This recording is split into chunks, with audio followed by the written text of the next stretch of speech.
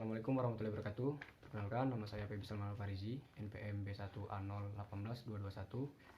Pada kesempatan kali ini, saya akan menjelaskan tentang sejarah perkembangan hukum perdata internasional. Awal pertama terbentuknya hukum perdata internasional yaitu pada masa Kekaisaran Romawi abad ke-2 sampai 6, di mana pada masa itu terjadinya pola hubungan internasional yang masih berwujud sederhana, yang mulai tampak adanya hubungan antara warga Romawi dengan penduduk provinsi-provinsi lain yang masih dianggap sebagai penduduk asing, sehingga masing-masing pihak dapat dianggap sebagai subjek hukum dari beberapa yurisdiksi yang berbeda. Masalah-masalah hukum yang ditimbulkan dan diselesaikan melalui sebuah peradilan khusus bernama Praetor Peregrinis dengan ius sipil yang telah disesuaikan dengan kebutuhan antar bangsa sebagai dasar hukumnya, yang berkembang menjadi ius gentium dan terdiri atas hukum privat dan hukum publik yang merupakan cikal bakal hukum perdata internasional dan hukum internasional publik.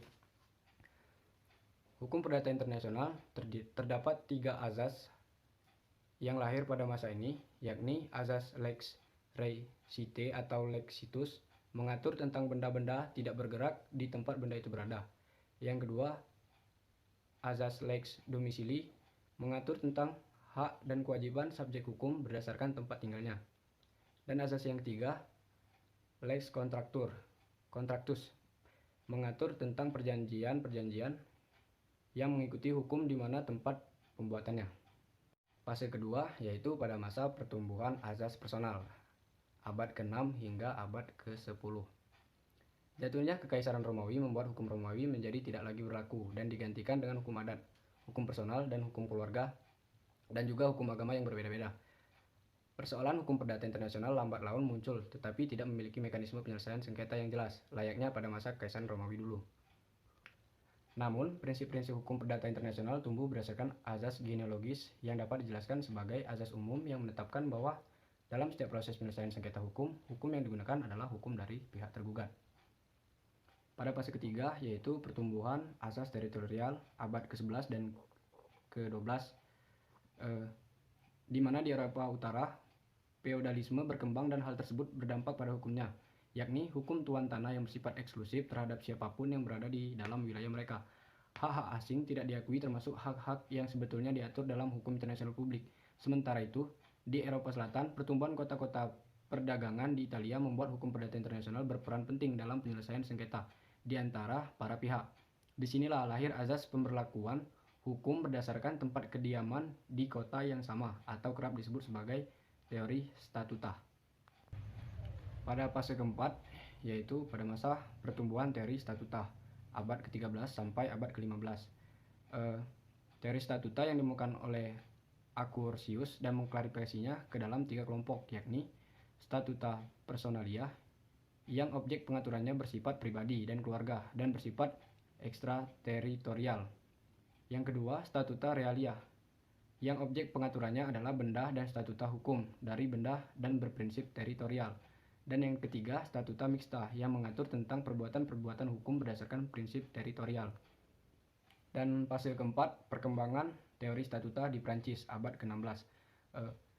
Meningkatnya aktivitas perdagangan antar provinsi di Prancis membuat hukum perdata internasional perlu dipelajari dalam menyelesaikan sengketa-sengketa hukum yang timbul, mengingat masing-masing provinsi memiliki hukum atau kuntumnya masing-masing.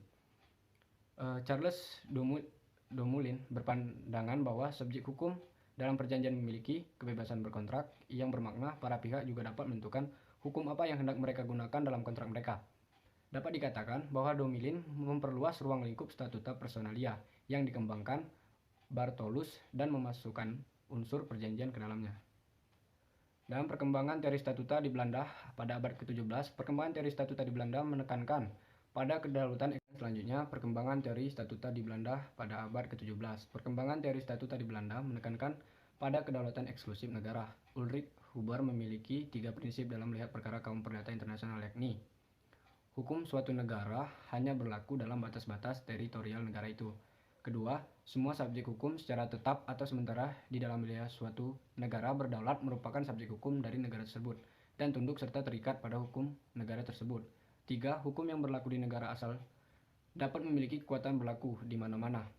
selama tidak bertentangan dengan kepentingan subjek hukum dari negara pemberi pengakuan. Ketiga prinsip tersebut harus ditafsirkan dengan melihat dua prinsip. Kedua prinsip tersebut yakni suatu perbuatan hukum yang sah menurut hukum setempat harus dianggap sah di negara lain sekalipun hukum negara lain menganggap perbuatan semacam itu batal.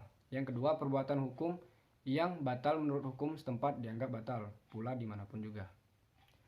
Dan pada fase yang terakhir, teori universal abad ke-19, ahli hukum Jerman, von Wozer menilai teori statuta Italia menimbulkan ketidakpastian hukum oleh karena sifat ekstrateritorialnya yang mengakibatkan timbulnya kewajiban hukum di negara asing. Titik tolak penentuan hukum yang seharusnya diberlakukan dalam suatu perkara hukum perdata internasional adalah hukum dari tempat yang merupakan tempat kedudukan dari dimulainya suatu hubungan hukum tertentu. Dengan demikian, lex fori atau hukum di mana pengadilan berada yang seharusnya diberlakukan sebagai hukum yang berwenang dalam perkara hukum perdata internasional. Kemudian, von Savigny mengembangkan gagasan von Wozer dengan mengasumsikan bahwa setiap jenis hubungan hukum dapat ditentukan tempat kedudukan hukumnya dengan melihat pada hakikat dari hubungan hukum tersebut.